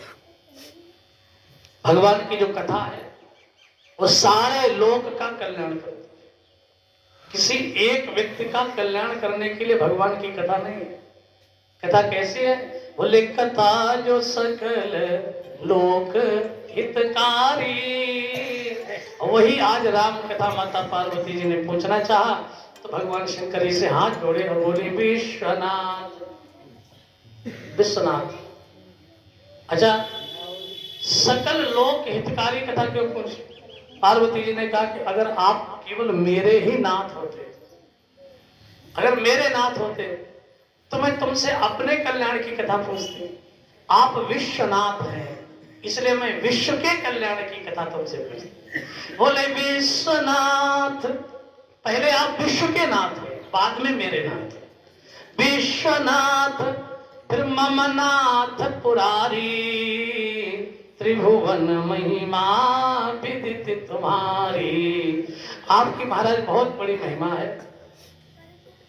आप अगर मुझ पर प्रसन्न है, अपनी दासी समझ रहे हैं तो महाराज एक ही बात पूछती हूँ, क्या? बोले तो प्रभु हर हो मोर अज्ञाना, और कही रघुनाथ कथा विधि नाना। आप मेरे अज्ञान का हरण करें। फिर माता पार्वती जी ने अपनी जिज्ञासा रखी, महाराज मैंने वन में राम जी की प्रभुता देखी थी, मैं बहुत डर गई थी। अति भय विकल न तुम्हें सुनाए, लेकिन मेरे मन में बोध नहीं आया। वो तो सब लीला हो गई, लेकिन आज हूँ कछु संसो मन मोरे, मेरे मन में अभी भी कुछ थोड़ा सा संशय है। देखो संशय है, यही बात पर तो राम कथा सुनाई है याज्ञवल्क्य ने भरद्वाज जी। भरद्वाज जी ने भी बनावटी संशय किया है कथा सुनने के लिए। माता पार्वती जी क्या कहती? आज हूँ कछु संसो मन मोरे, करो कृपा बिनवो कर जोरे। महाराज मैं आपसे कुछ पूछती हूँ। और फिर माता पार्वती जी ने 14 प्रश्न किए। बोले सबसे पहले महाराज मुझे ये बताओ, प्रथम सुकार कहु विचारी, निर्गुण ब्रह्म सगुण बपुधारी। मैंने ऐसा सुना है और वेदों में ऐसा पढ़ा है कि जो ब्रह्म है वो निर्गुण निराकार है। अगर भगवान निर्गुण निराकार हैं तो वो सगुण साकार कैसे बने? उन्होंने ये नहीं कहा कि सगुण कैसे बने, इसमें भी दो बातें। पार्वती माता का प्रश्न ये नहीं है कि भगवान निराकार हैं तो लोग उन्हें साकार क्यों कहते हैं, ये प्रश्न नहीं है। उनका प्रश्न है कि भगवान निर्गुण निराकार हैं तो वो सगुण साकार बने कैसे? निर्गुण ब्रह्म सगुण बपुधारी। और जब निर्गुण ब्रह्म सगुण बनता है तो वो अवतार लेते हैं। तो मुझे भगवान राम जी के अवतार लेने का कारण क्या था ये बताइए। और फिर उसके बाद राम जी की मुझे बाल लीलाएं उनका वर्णन करिए। फिर जानकी जी के साथ उनका विवाह जैसे हुआ उसका वर्णन करिए। फिर राज तजा सो दूषण कार्य, फिर राम जी ने राज्य का त्याग किया। देखो यहाँ एक प्रश्न होता है, पार्वती जी मां कहते हैं कि राम जी ने राज्य का त्याग क्यों किया, राज तजा। अच्छा आप ये बताओ, राम ने राज्य का त्याग किया है या राज्य जबरदस्ती छुड़ा लिया गया? आपको तो ऐसे लगता होगा कि राम जी को वनवास दिया गया, लेकिन सच बात यहां पार्वती माता कह रही, राज तजा, राम ने राज्य का त्याग किया। राज्य उनसे छुड़ाया नहीं गया है। राज तजा सो दूषण का है। और कहीं भी आप रामायण में पढ़ेंगे तो यही पाएंगे कि भगवान राम ने राज्य तजा है। कल अगस्त जी के पास सती जी कथा सुन रही थी, शंकर जी कथा सुन रहे थे, तो उन्होंने क्या सुनाया था, पिता वचन तजराज उदासी। तजराज, राम ने राज्य त्यागा है। श्रीमद् भागवत जी में जहां राम कथा आई है वहां सुखदेव जी भी ये कहते हैं, गुरु वर्ते तक्त राज्यो विचरत बनम बनम पद्म पद्मम आया। भगवान राम ने राज्य का त्याग किया है। अच्छा देखो इसका उदाहरण, राम से राज्य छीना गया है या राम ने राज्य त्याग किया है? अगर कोई वस्तु आपसे छीनी जाए तो उसके छीनने से आपको सुख मिलेगा या दुख मिलेगा? कष्ट होगा। आपकी जेब में 10 रुपए पड़े और वो रुपए के गिर जाए तो आपको सुख होगा कि दुख होगा? बताओ। दुख होगा। कोई आपसे 10 रुपए छीन ले तो दुख होगा। और आप अपनी इच्छा से कहीं किसी को वो दान में दे दे 10 रुपए, तो आपको क्या दुख होगा कि सुख होगा? बोले सुख मिलेगा। अच्छा चाहे गिर जाए या कोई छीन ले या आप अपने आप किसी को दे दो, सभी स्थितियों में वो नोट तो तुमसे तो चला ही गया, गया कि नहीं? लेकिन जब छीन लिया जाता है तो कष्ट होता है, अपने आप देते हो तो सुख मिलता है। इसका मतलब त्याग शांति अनंतरम, त्याग में सुख है, त्यागने में सुख है। कोई छीनता है तो कष्ट होता है, और आप त्यागते हैं तो सुख मिलता है। अच्छा भगवान राम जी को जब ये पता चला कि उन्हें राज्य के अलावा, राजा के अलावा उन्हें वन में जाना है, तो ये बात सुनकर के उन्हें वन में जाना है, राम जी को कष्ट हुआ था या सुख हुआ था? ये सुनकर के भगवान राम जी मन मुस्का ही भानु कुल भानु, राम सहज आनंद निधानो। भगवान राम जी प्रसन्न है भीतर से। इसका अर्थ है कि श्री राम जी ने स्वयं ही राज्य का त्याग किया है। अच्छा जब राम जी को ये पता चला तो उन्हें राजा बनाया जा रहा है, तो बताओ राम जी सुखी हुए थे कि दुखी हुए थे? जब उन्हें ये पता चला कि आज अयोध्या का उन्हें राजा बनाया जा, युवराज पद दिया जा रहा है, तो श्री राम जी ने सुनकर क्या प्रतिक्रिया दी? उन्होंने कहा, श्री राम जी ने क्या कहा, जब समाचार मिला अयोध्या में राम जी को कि कल तुम्हें अयोध्या का युवराज बनाया जाएगा, तो श्री राम जी के मन में तुरंत ये बात आई, क्या बोले, जन्मे संग संग सब भाई और भोजन शयन केली लड़काई। अरे हम सब भैया एक साथ पैदा हुए, एक साथ सारे खेले खाए बड़े हुए, पढ़ने गए, और करण भेद उपवीत ब्याह संग संग सब भय पूछा। हमारे विवाह तक एक साथ साथ हुए। तो विमल वंश, मेरा वंश तो बहुत अच्छा है, पर मेरे वंश की एक परंपरा बड़ी खराब है। क्या? बोले विमल वंश और यहाँ अनुचित एक बंधु बिहाई बड़े ही अभिषेक। आज अगर चारों भाइयों का युवराज पद होता तो कितना अच्छा लगता। भगवान राम चिंतित हो गए और तभी से राम जी ने संकल्प कर लिया कि जब तक चारों का नहीं होगा तब तक हम अकेले राज्य को स्वीकार नहीं करेंगे। बाद में भगवान राम जी ने संपूर्ण राज्य 4 भागों में बांटा। उत्तर रामायण आप पढ़िए, वाल्मीकि रामायण। महाराज अयोध्या का जो मूल अयोध्या की गद्दी है वो भरत जी के बेटों को वहां का राजा बनाया है। और मथुरा की गद्दी जो थी ये अयोध्या के अंतर्गत आता था। मथुरा यहाँ का अपने सबसे छोटे शत्रुघ्न जी को मथुरा का राजा बनाया है। भरत जी के बेटों को अयोध्या का राजा बनाया है।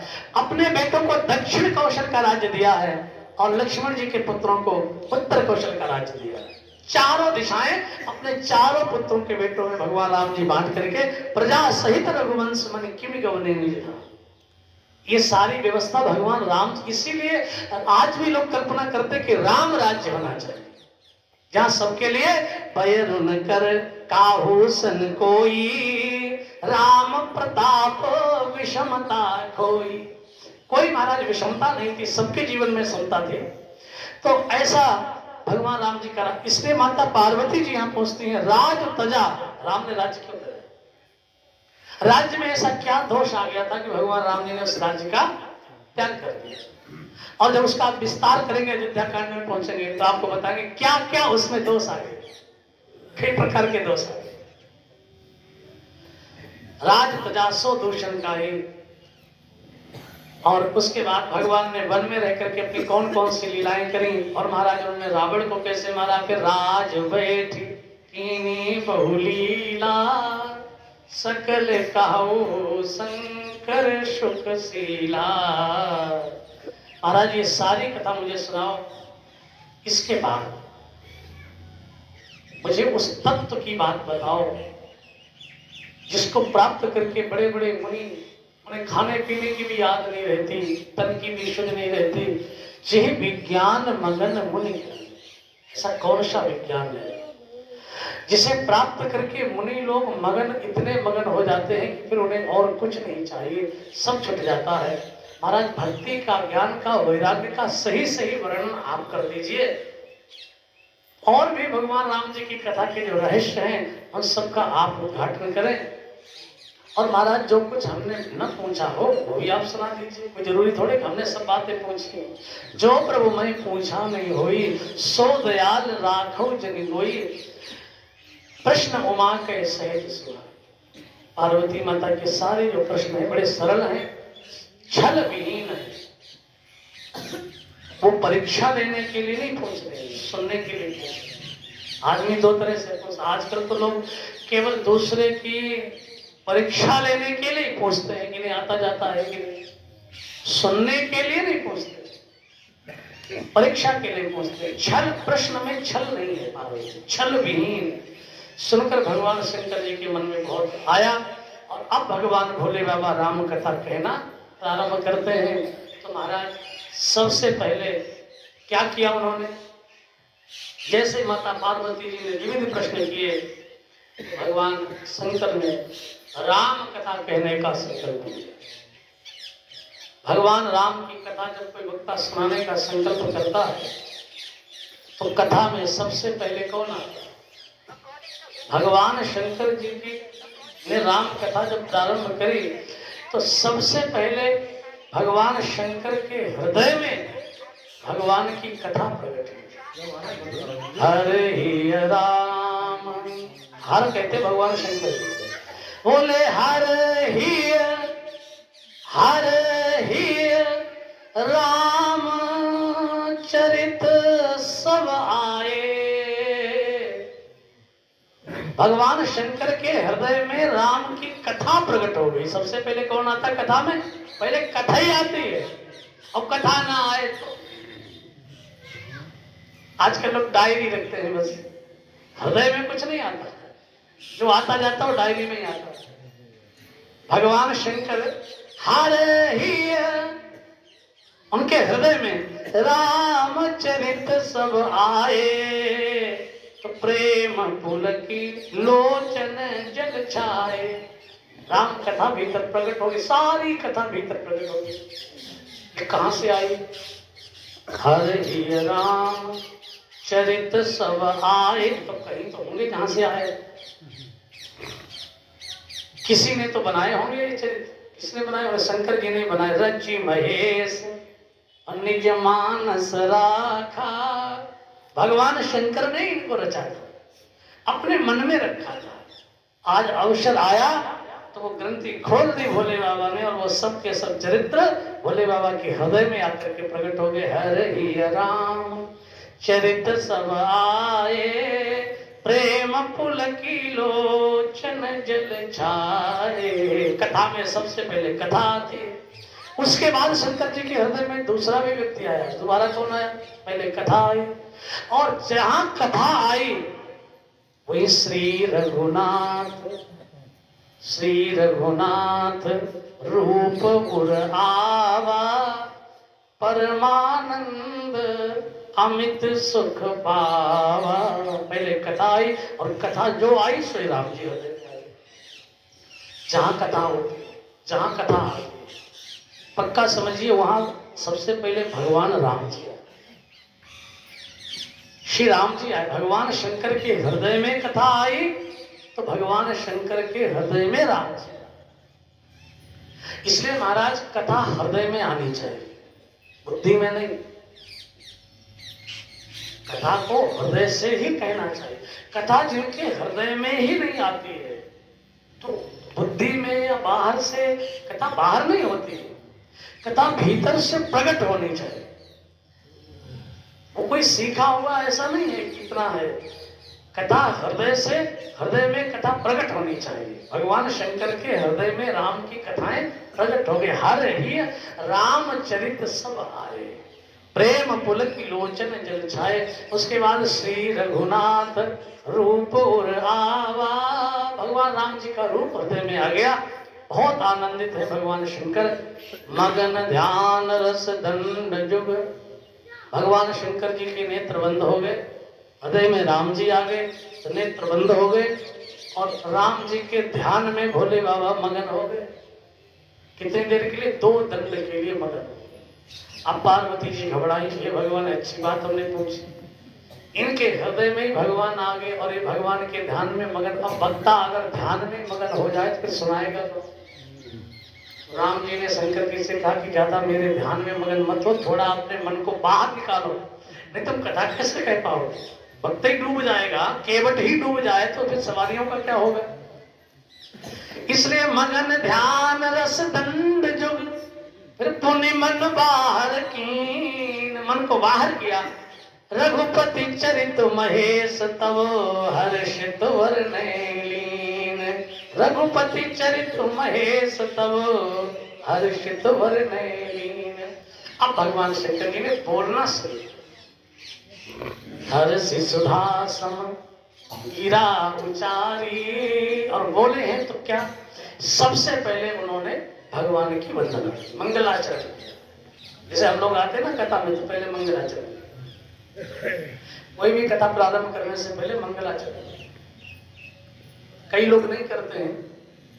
लंका में काल नेमी ने जब हनुमान जी को कथा सुनाई तो उसने मंगलाचरण नहीं किया, तो सीधा सीधा लंका कांड से शुरू कर दिया, हो तो महारण रावण राम, यही से शुरू कर दिया।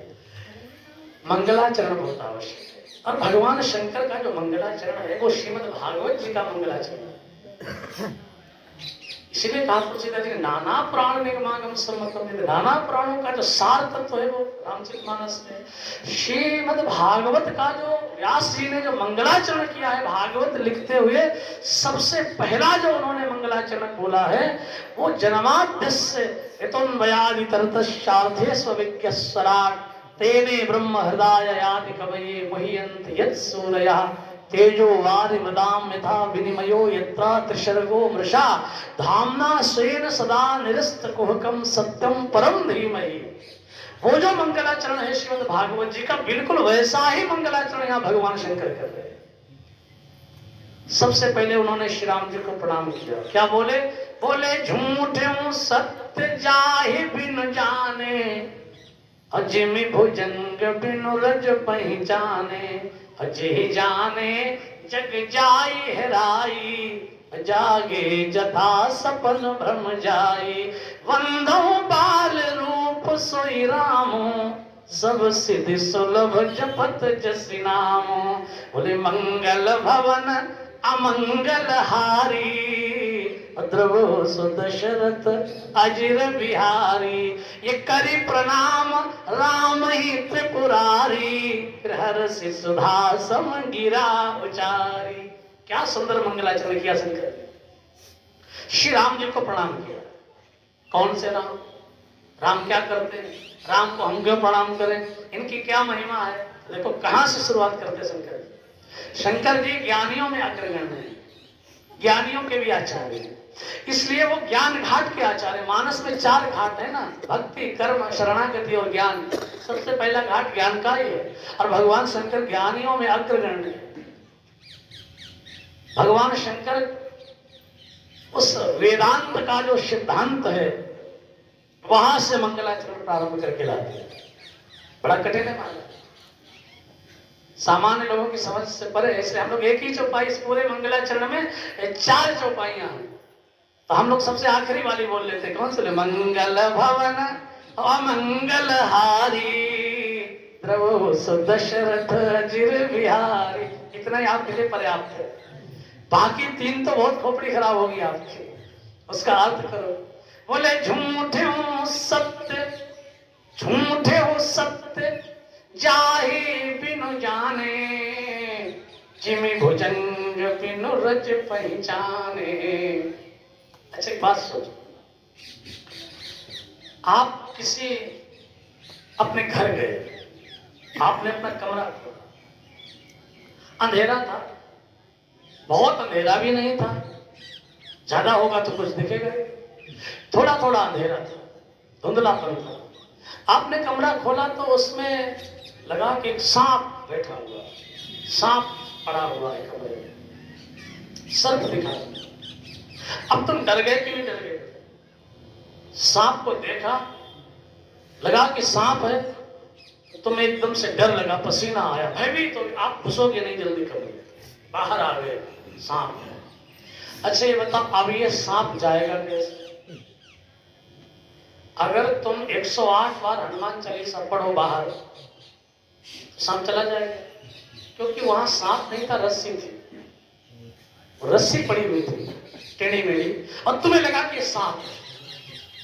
अब तुम्हें जो डर लगा कि सांप, सांप है नहीं, है तो रस्सी, अब वो रस्सी को तुमने सांप समझ लिया, अब ये सांप कैसे भागेगा बताओ? अगर आप यज्ञ करने लगो तो चला जाएगा, किसी भी साधन से हो जाएगा।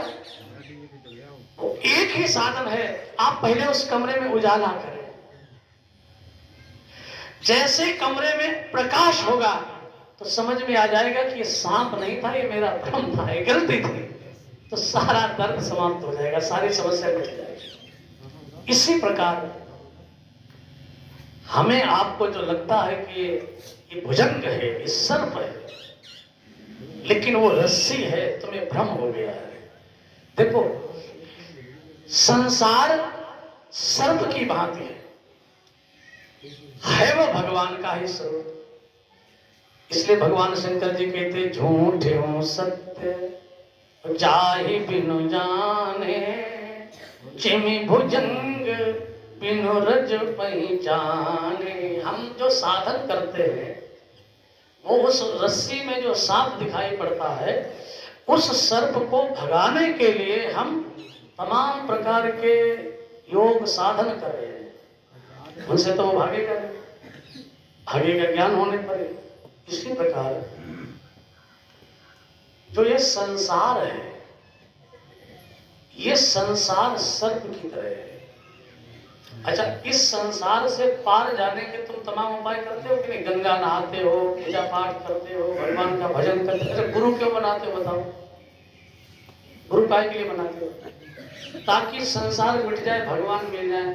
अच्छा गुरु बनाने से संसार मिट गया तुम्हारा? भगवान मिले, कमी कहाँ है? ये बुरा नहीं है, इसको देखो कमी हमारी कहाँ पर है। उनकी करुणा में कोई कमी है नहीं, योग्यता में तुम्हारे कमी रह गई। प्रभु की समता में कोई कमी है नहीं, पात्रता में तुम्हारे कमी रह गई। तुम ये देखो कि पात्रता में हमारे कमी कहाँ रही। आप ऐसे समझिए कि संसार क्या है, संसार कैसे निवृत्त होगा, इसका साधन क्या है? संसार के निवृत्त होने तो इसका एक ही साधन है। मान लो आप रात में सो रहे और आपने सपना देखा, और सपने में आपने ये देखा कि मैं गंगा नहा रहा हूं, हरिद्वार में गंगा नहा। अच्छा, वहां गंगा भी है सपने है कि नहीं? हरिद्वार भी है सपने। अच्छा, वहां तुम हो कि नहीं हो बताओ? हरिद्वार में जब तुमने सपना देखा कि हम गंगा नहा रहे हैं, तो गंगा भी है, हरिद्वार भी है, तुम हो कि नहीं हो ना सपने में? तुम वहां हो सपने में। अच्छा, सपने में तुम हो, तो अगर तुम नहा रहे, बहुत ध्यान से, क्योंकि इसमें दिमाग पर बहुत बल पड़ने वाला है। अगर तुम गंगा ही नहा रहे हो, तो गंगा नहाने वाले को जो देख रहा है वो कौन है? तुम कहते कि आज हमने सपना देखा कि हम गंगा नहा रहे थे, तो अगर तुम गंगा नहा रहे थे, तुमने नहीं देखा होगा, किसी और ने देखा होगा। और अगर किसी और ने देखा होता तो फिर तुम्हें कैसे पता चलता है सपना? तुम्हें पता है जगने के बाद, इसका मतलब देखा तुम नहीं है। ये तो बात क्लियर है कि तुम ही ने देखा। अगर कोई और ने देखा तो तुम्हें कैसे पता चला? इसका मतलब है कि तुमने ही देखा। अच्छा, अगर तुम उस देखने वाले हो, तो फिर नहाने वाला कौन था? अब तुम दो तो हो नहीं सकते, एक ही होगे, या दोनों हो तुम, नहाने वाले भी हो तुम। अच्छा चलो, हम मान लें थोड़ी देर के लिए कि तुम ही नहा रहे थे, अब तुम ही अपने को देख रहे थे, तो तुम दो हो। तो दो में से सत्य कौन सा है? देखने वाला था या नहाने वाला था? कौन से तुम सत्य हो?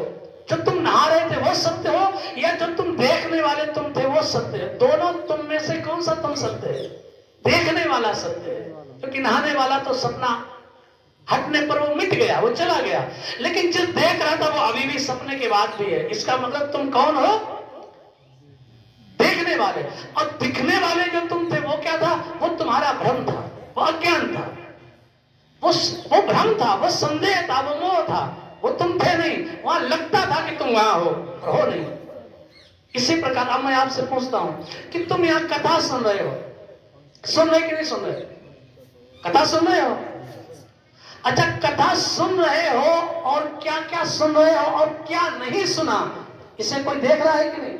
इस समय सुन रहे हो या नहीं सुन रहे हो, ये भी कोई जान रहा है कि नहीं? तो तुम वो जानने वाले हो या सुनने वाले हो असली? अगर सुनने वाले तुम हो, तो तुम्हें जान रहा है भीतर से, वो कौन है? वो तुम हो या नहीं हो? अच्छा, जानते तुम ही हो कि हम सुन रहे कि नहीं सुन रहे? तुम ही जानते हो, तो वो भी तुम हो, ये भी तुम हो। ऐसा तो नहीं हो सकता एक सही होगा एक झूठा होगा। इसका मतलब यह है कि तुम देखने वाले हो स्वप्न में और जानने वाले हो जागृत में।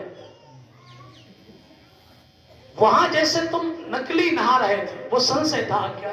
इसी प्रकार दो है, एक दृष्टा है देखने वाला, अब एक कर्ता है करने वाला। तुम्हारा जो वास्तविक स्वरूप है वो दृष्टा का है। जो तुम कर्ता को मानते हो कि ये मैं हूं, वही तुम्हारा अज्ञान है। वास्तव में तुम केवल दृष्टा हो, केवल देखने वाले हो। जो तुम्हें ये लगता है ना, हमने ये कर दिया, हमने ये किया, हम करने वाले, जब तुम अपने को कर्ता मानते हो तभी तुम बंधन में बंध जाते हो। क्योंकि जब तुम अपने को कर्ता मानोगे तो भोक्ता कौन बनेगा? जब करने वाले तुम हो तो भोगने वाला कौन होगा? इसीलिए 84 लाख योनियों में पड़े पड़े तुम व्यर्थ में ही भोगते रहते हो, अपने को कर्ता झूठा मान लेते हो, इसलिए भोगते रहते हो। अगर तुम ये मान लो कि जो कुछ भी हो रहा है मैं इसको केवल देखने वाला हूं, तो महाराज करने वाले तुम हो ही नहीं, करने वाला कोई नहीं है। भगवान क्यों करेंगे तुम्हारा? ये कर्तापन ही मिटाओ। भगवान गीता में क्या कहते? कर्मण्य एवाधिकारस्ते मा फलेषु कदाचन। ये जो हो रहा है इसको देखो, ये अज्ञान है, हो नहीं रहा है, हो ही। अच्छा एक बात बताओ, सपने में तुम गंगा नहा रहे हो और तुम बहस कर रहे हो कि हम गंगा नहाने वाले कि देखने वाले? गंगा नहा ही नहीं रहे हो, बात ही खत्म हो गई। वो अज्ञान है कि हम गंगा नहा रहे हैं। बताओ, अच्छा तुम्हारा तन भीगा है, वो झूठा था कि गंगा नहा। इस प्रकार से ये कि हम ये कर रहे हैं या ये हो रहा, ये कुछ है ही नहीं। सत हरि भजन जगत सब। जब ये संसार स्वप्न ही है तो यहाँ जो हो रहा है वो असली हो रहा है कि नकली हो रहा है? जैसे स्वप्न में कुछ भी नहीं होता और लगता है कि हो रहा है, ऐसे इस संसार में कहीं कुछ नहीं हो रहा है, तुम्हें केवल भ्रम है कि ये सब कुछ हो रहा है, कुछ हो ही नहीं रहा। ये क्या? भगवान को कर्ता बना लोगे तो भी समस्या पैदा होगी कि मैं देखने वाला हूं, भगवान करने वाले हैं। उससे भी बड़ी समस्या है। भगवान को कर्ता मानने से तो अपने को मानना अच्छा है। हो ही नहीं रहा है, यही शुद्ध ज्ञान है। जैसे सपने में तुम गंगा नहा रहे हो और तुमको चलो हम नहीं नहा रहे तो भगवान नहलवा रहे होंगे, भगवान, वो भी अज्ञान है कि वहां ना गंगा है, ना हरिद्वार है, ना वहां तुम हो। इसी प्रकार न संसार है, न तुम हो, न माया है, कुछ नहीं है, केवल एकमात्र भगवान है, एकमात्र वही शब्द है। एकम सत विप्रा बहुधा वदन्ति। लेकिन इस ज्ञान तक पहुंचने के लिए आपने सुन लिया है, पर अपने भीतर ये भावना जगे, इसके लिए जन्म जन्म मुनि जतन कराए, अंतराम कही आव। जब शंकर जी ने कह ही दिया है कि सत हरि भजन और जगत सब सपना, तो सपने में जो कुछ देखते हो सब झूठा है कि नहीं? इस संसार में जो हो रहा है वो सब झूठा है कि नहीं? सब अज्ञान है, कुछ नहीं हो रहा, ये संसार है ही नहीं, ये बात सत्य है। लेकिन मैंने इसीलिए कहा कि ये पहली चौपाई बड़ी कठिन है, ये शंकर जी ही समझ पा रहे हैं, पार्वती मैया समझ पा रही है, पर हम आप तो बहुत साधारण वक्ता श्रोता है, उस भाव तक पहुंचे। भगवान शंकर जी कहते हैं, बोले झूठे हो सत्य, ये जो झूठ है ये सत्य लग रहा है। संसार झूठा है पर सत्य लग रहा है कि नहीं? क्यों लग रहा है? क्योंकि जाहि बिनु जाने, हम भगवान को नहीं जानते। जब तक राम को नहीं जानते तब तक संसार सत्य लगेगा, और जब तुम्हें राम दिख जाएंगे, राम समझ में आ जाएंगे, तो संसार कैसा लगने लगेगा? जो तो राम लागते मीठे। तुलसीदास जी कहते हैं, जब राम से प्रेम होगा तो संसार से अपने आप वैराग्य हो जाएगा। संसार से वैराग्य उसी दिन होगा जिस दिन राम से सच्चा प्रेम हो जाएगा। तो बोले झूठे हूं सत्य, ये जो झूठा है ये सत्य लगता है। क्यों? बोले जाहि बिनु जाने, जिमि भुजंग बिनु रज पहचाने। जब तक रस्सी की पहचान नहीं होती तब तक वो रस्सी सांप दिखती है। जब उजाला हो जाएगा, जब ज्ञान का प्रकाश अंदर होगा गुरु की कृपा से, जब सदगुरु की कृपा से भीतर ज्ञान का प्रकाश होगा, तो समझ में आएगा अपना वास्तविक स्वरूप, तो ये झूठा स्वरूप नष्ट हो जाएगा। तो झूठे सत्य जाहि बिनु जाने, जिमि भुजंग बिनु रज पहचाने। शंकर जी आगे क्या कहते हैं? बोले जे ही जाने, कि राम जी को जान लेने से ये जग जाई हेराई, जागे जथा सपन भ्रम जाई। जिन भगवान राम को जानने से ये संसार का भ्रम स्वप्न की तरह मिट जाता है। जे जाने जग जाई हेराई, और हेराई का अर्थ जानते? ये अवधी भाषा का ग्रंथ है रामचरितमानस, बुंदेलखंडी अवधि में। संभवतः यहाँ वो शब्दों का प्रयोग नहीं होता। हेराई जैसे कोई चीज किसी की खो जाए, व्यक्ति कहता हमारा मोबाइल हेरा गया। हेराने का मतलब खो गया, हेराई का अर्थ है खो जाना। जब ज्ञान हो जाता है किसी को तो ये संसार गायब नहीं हो जाता है, उसके लिए खो जाता है संसार। वो संसार में रहते हुए उसे पता ही नहीं चलता कहाँ है। तो जे जाने जग जाई हेराई, जागे जथा सपन भ्रम जाए। जैसे जगने पर स्वप्न गायब हो जाता है, ऐसे ज्ञान होने पर यह संसार गायब हो जाता है।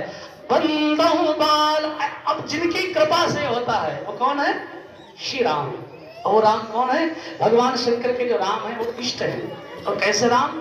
बोले बंदहु बाल रूप सोई राम, और सब सिद्धि सुलभ जपत जस नाम। ये जो दो चौपाइयां हैं ना ऊपर की, ये ज्ञान प्रधान चौपाइयां हैं, ज्ञान मार्गियों की, सबके लिए नहीं। लेकिन अब जो दो चौपाइयां शुरू हो रही, ये हम सबके काम की हैं। भगवान शंकर जी कहते बंदो बाल रूप सोई राम। भगवान शंकर के इष्ट राम जी हैं, पर राम जी का कौन सा रूप? राम के कई रूप। भगवान राम जी का जो बालक रूप है वो शंकर जी का इष्ट है। बंदम बाल रूप सोई राम, सब सिद्धि सुलभ जपत जस नाम। सारी सिद्धियां प्राप्त हो जाती है इनका नाम जपने से। अच्छा, मुझे लगता है इसीलिए राम नाम को छोड़ और तमाम चीजों को जपना,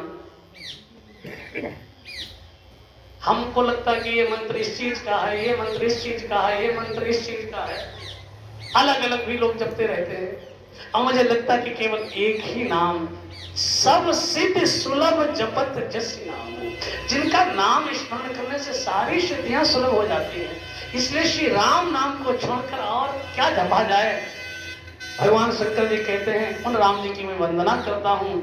और मंगल भवन अमंगल हारी, जो मंगल के भवन है, अमंगलों का हरण करने वाले, ऐसे महाराज दशरथ जी के आंगन में विहार करने वाले भगवान राम हमारे ऊपर द्रवित हों। द्रवो सो दशरथ अजिर बिहारी, और करे प्रणाम राम ही त्रिपुरारी। श्री राम जी को प्रणाम करके अब जो वीरा उचारी उसको मैं नहीं सुनाऊंगा, आज यहीं तक। करी प्रणाम राम ही त्रिपुरारी।